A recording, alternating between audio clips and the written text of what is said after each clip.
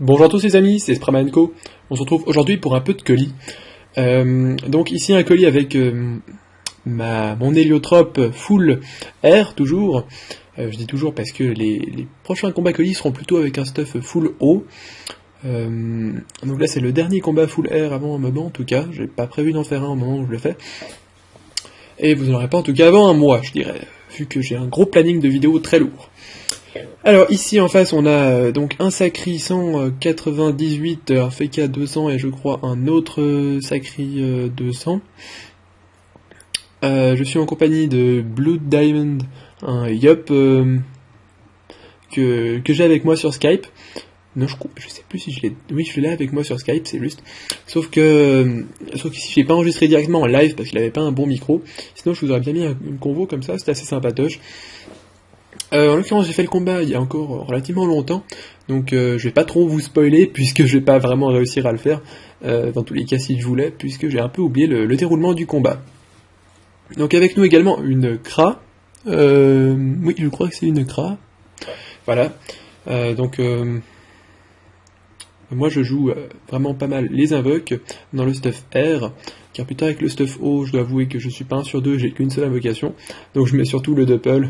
La dernière fois que j'ai mis un chasseur fou, en effet, il a tué mon allié, donc c'était pas une bonne idée. Ouais, bon.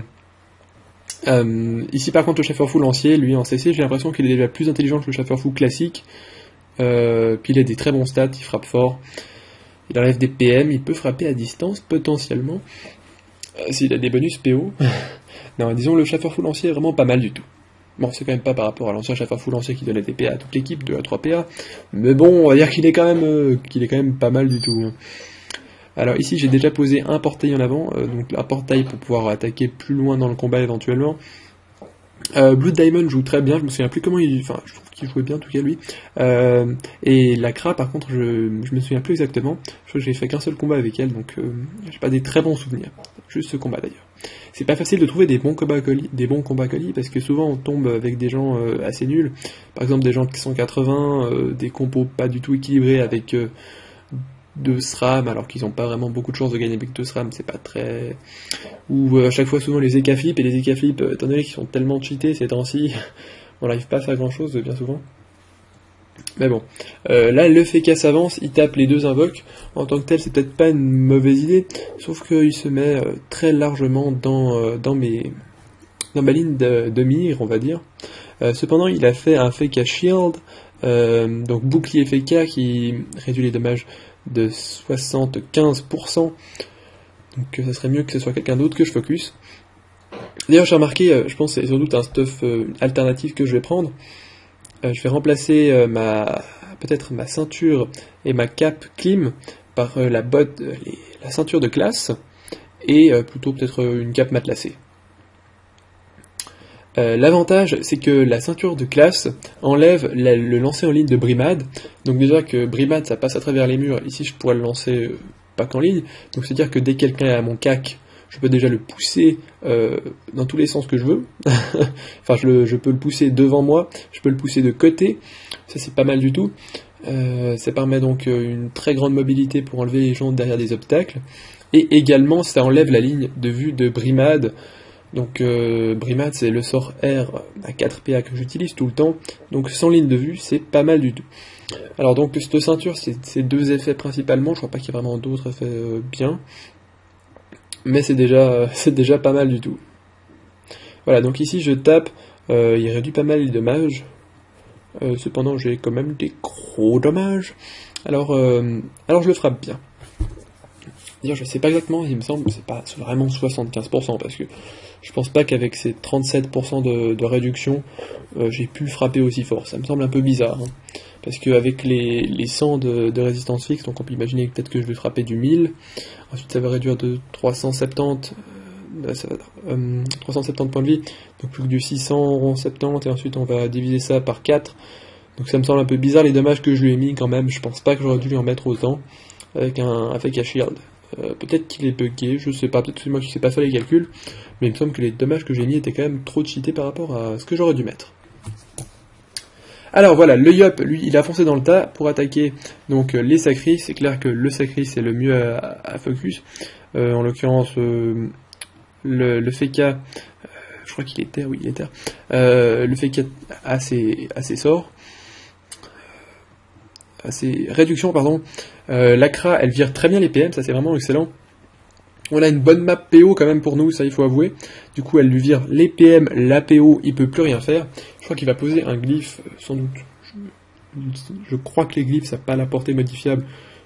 Donc ici, il peut poser un glyphe. Il pourrait éventuellement faire un TP dans le glyphe. Je sais pas ce qu'il fait, en tout cas là, il ne joue pas. Je vais pas vous dire, voilà, il fait seulement une TP. Donc il n'a pas posé de glyphe, peut-être qu'il voulait pas en poser du tout. Il met un coup de cac, je pense, voilà, un coup de cac. Il met quand même assez cher au Yop. Mais moi, n'oublions pas, je peux toujours soigner à distance. Donc ça, je crois que c'est ce que je vais faire ensuite dans le combat. Ici, je me dis déjà, il faudrait que je le soigne. Il faudrait qu'il passe dans un portail, je crois. Est-ce qu'il avait l'état portail? Je ne suis pas sûr. Non, il n'a pas l'état portail. Donc ici, ce que je peux le soigner, c'est seulement avec une cicatrisation. Une cicatrisation à travers un double portail, vu les points de vie qu'il a, ça va facilement lui mettre combien de points de vie? Peut-être pas mal de pourcents, je sais plus, mais un paquet. Ici, il va sans doute le transpo. Je crois qu'il va transpo, ouais. Ici, des fois, je cible un peu les portails pour... je sais plus exactement pourquoi, d'ailleurs. Voilà, donc il y a le sacré qui arrive, je crois qu'il va venir à mon cac après. Peut-être qu'il va repartir au cac du Yop. C'est possible, je sais plus ce qu'il va faire en fin de tour. Comme je vous dis, je m'en souviens pas. Voilà, donc il pose une épée violente. Une épée volante, pardon, une épée volante. Alors pour l'instant, au niveau de nos stratégies, le Yop il est un peu dans le tas, c'est vrai qu'on est plutôt mal de ce côté-là. Cependant, donc, le Sacri n'a pas reçu de dommages, donc moi je vais pouvoir soin sans autre ici. Voilà, je mets un petit soin, c'est marqué les dommages, les soins affichés, sauf que ça soignait beaucoup plus. Voilà, du 850 et j'ai même pas fait de CC. Alors je vais lancer une première brimade. Une première brimade qui va fail puisque j'ai pas fait attention, mais je l'ai lancé sur la mauvaise case. Je suis un peu con, je dois admettre. Du coup je vais m'avancer d'une case et quand même mettre une brimade un peu plus efficace. Hein. Alors que sinon j'aurais pu le frapper en plus. Non, j'aurais pas pu le frapper, mais même. En tout cas, j'aurais pu faire quelque chose de plus utile. Voilà, donc... ici, j'ai mis quelques dommages au Sacri. J'ai bien soigné le Yop déjà. Et comme je dis, le Yop ici, il peut se prendre pas mal de soins dès le moment où il est dans l'état portail. Parce que moi, je soigne énormément les alliés dans l'état portail. Alors ici, j'ai laissé le portail ouvert... pardon, c'est ma tablette.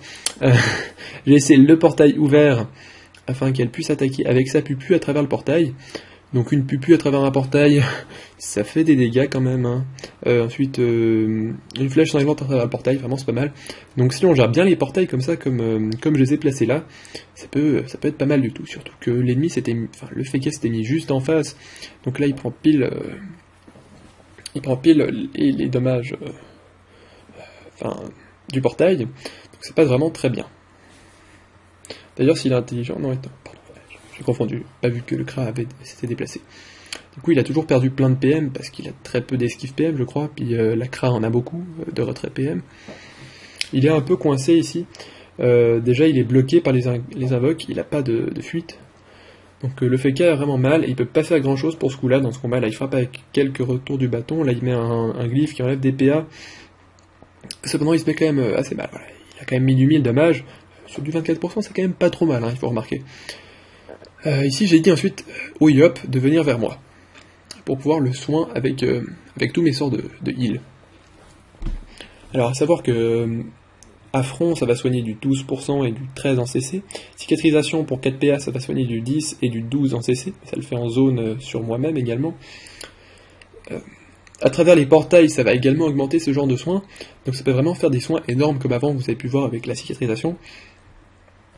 Mais déjà ici, l'avantage d'affront, c'est que ça va également frapper les ennemis. Donc s'il y a un ennemi en même temps dans la zone, je peux faire un doublé, si on veut, et en frapper plusieurs, ce qui peut être pas mal du tout. En l'occurrence, ici, je crois pas que je vais le faire. J'aurais peut-être pu réussir quelque chose, mais en tout cas j'ai fait au plus simple. C'est-à-dire, Le Yop a perdu pas mal de points de vie, il a des très bons points de vie de base, en plus je crois qu'il s'est fait une vitalité pour augmenter ses points de vie, donc la vitalité permet également d'augmenter le soin, ça c'est pas mal. C'est vrai que des fois on place un petit contre-coup et les soins c'est pas mal du tout. Alors vous voyez ici 2 affronts, un affront ça fait 12%, c'est vu, hein. 12% de 5000 points de vie, ça fait du 600 de soins. Donc les soins c'est assez cheaté, hein, les soins en pourcent. Surtout à haut niveau, avec des bonnes raises, après, c'est difficile de buter ça. Mais le problème, c'est qu'il faut être dans l'état portail, bien sûr. Donc c'est pas forcément facile d'être dans l'état portail quand on n'est pas l'héliotrope. En tant que tel, nous-mêmes, c'est relativement facile de se mettre dans l'état portail. Hein. C'est juste qu'après, on n'arrivera pas à se soigner soi-même en se frappant, c'est pas forcément aisé. Alors, en tout cas, le Feka ici, il est bien coincé, il a déjà utilisé sa TP. Donc là on est plutôt bien parti dans le combat. Donc on a le Feka qui a déjà perdu masse de points de vie. On n'a pas vraiment entamé cependant les deux sacrieurs, ça je dois admettre qu'on n'a pas mis beaucoup. Mais il me semble qu'on a la Coco bientôt, il me semble qu'on a la Coco. D'ailleurs ça me fait penser, une fois j'ai mis une Coco justement, j'ai fait exprès de bien placer les portails et tout. J'ai déplacé juste avec une brimade pour faire passer le sacrieur à l'autre bout du portail. Et ensuite, il a mis une Coco qui arrive joué juste après moi, 2 tours avant, mais oui, juste après qu'il avait déjà un perso qui était mort. Il a mis une Coco, dommage affiché, 8000 dommages. C'est vrai que c'était assez beau, du coup ça one-shot le sacri, il avait 6000 points de vie, ça fait du bon dommage. Hein. C'était assez sympa, je pense que pour peu on arriverait presque à tuer un Feka qui réduit là du 11 000 points de vie. Ce serait assez beau ça, un truc à tenter en colis. D'être suffisamment boosté pour one-shot un Feka qui a une immu. Ça serait vraiment beau. Ça serait assez sympa en tout cas, ouais. Donc ici il y a le Sacri qui a 4000 points de vie. Je sais plus. Voilà, il a sa Coco ce tour-ci. Donc je crois pas qu'il va pouvoir malheureusement placer sa Coco à travers le portail. Ça aurait été vraiment beau, ça aurait été beau. Plus les portails sont loin, et surtout plus ça aurait fait de dommage ici. Il aurait pu placer éventuellement à travers un portail, mais ça ne joue pas vraiment. Donc du coup, je crois qu'il va juste la placer sur celui-ci. Bon, remarquez, du 2100, c'est pas mal. Ensuite, un bon coup de Helvétique. Oui, Helvétique pour la Suisse. Hein. J'aime bien cette pelle, moi. Comme vous l'aurez remarqué, d'ailleurs, je l'ai utilisé dans pas mal de mes miniatures. Sur mon ligne ça, je précise. Alors lui, par contre, le Sacri, il renvoie bien les dommages aussi. Là, il envoie du lourd. Sacri, c'est pas mal non plus comme race, hein. C'est bonne race avec Pupu, et puis masse de points de vie, ça frappe pas mal. Les Sacri, c'est vraiment une assez bonne race, c'est pas considéré comme une race pilier, mais c'est pas loin de l'être. Je dirais entre un Sacri et peut-être certaines autres races, en tout cas le Sacri c'est plus fort. Hein. Alors ici, le problème, c'est qu'il me reste plus qu'un seul portail. Donc je vais être obligé, enfin si j'en mets un, ça fait disparaître l'autre. Voilà, donc j'en mets un autre ici, et pour finir, depuis là, je peux l'attaquer, je vérifie que le portail est bien retiré au bon endroit, et là je lui mets 2 coups.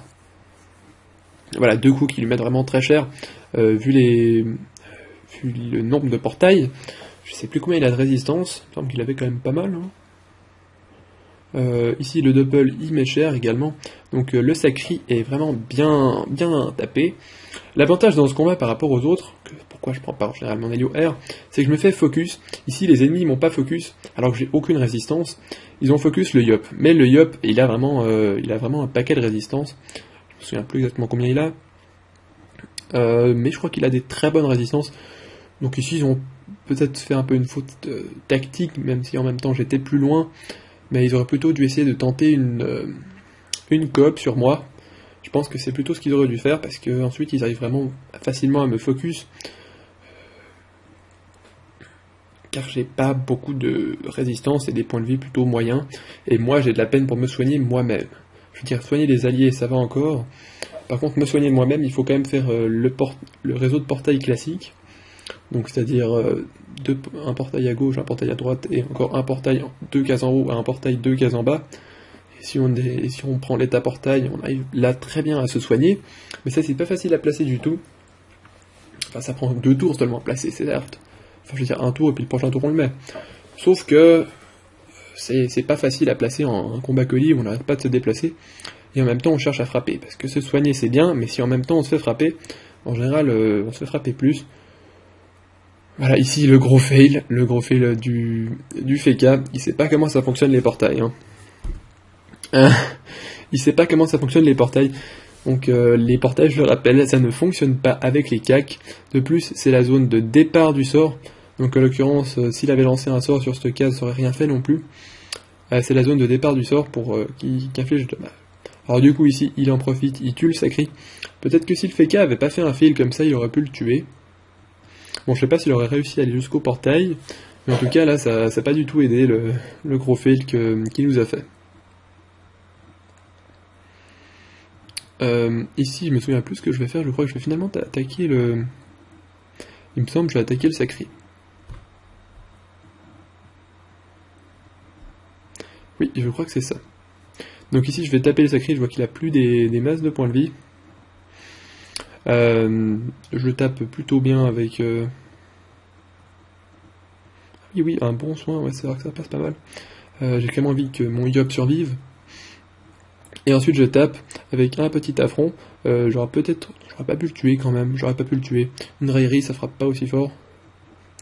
Quoique avec le doppel, peut-être que j'aurais pu le tuer. J'aurais peut-être même pu le tuer avec une raillerie. C'est pas impossible. Bref, là il est plutôt mal en point. Il peut pas tuer le Yop. Donc là le combat il est vraiment... on voit qu'il est déjà gagné. Il lui manque... il a plus que 3 PA. Sauf qu'avec 3 PA, il peut rien faire. Ah, c'est con, là. Il peut faire une furie, mais il est pas haut. Il a pas fait le châtiment haut, donc il va rien faire.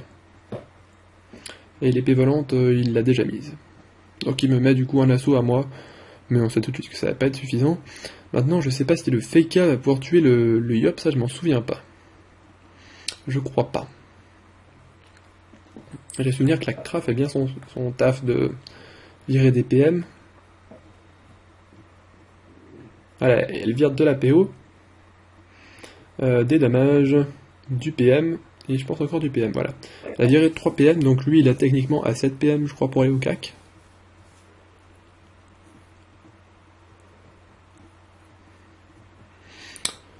Alors, est-ce qu'il va réussir à aller au CAC? J'espère quand même. Normalement, s'il a l'intelligence, là il arrive à le tuer. Je dis à le tuer. Mais je crois qu'on est vraiment pas tombé sur un Feka très doué. Voilà, il fonce dans le tas comme un gros Yop. En même temps, c'est un Feka, c'est bien connu que ça c'est moins intelligent. Voilà, il dit putain. Il réalise qu'il a fait un petit fail, je crois. Bah, en tout cas, ça aurait été ça change rien puisqu'il y avait la vitalité qui finissait. Donc en fait, il a quand même tué le Yop malgré tout. Bref. Moi, je tue le sacri, j'ai encore toute ma life. Et ensuite, bien sûr, comme vous pouvez l'imaginer, on va tuer le Feka sans trop de problèmes. C'est vrai que même maintenant, dans l'instant, j'avais complètement oublié que le Yop allait mourir. C'est vous dire à quel point j'en perds là où elle met le compas. Alors voilà.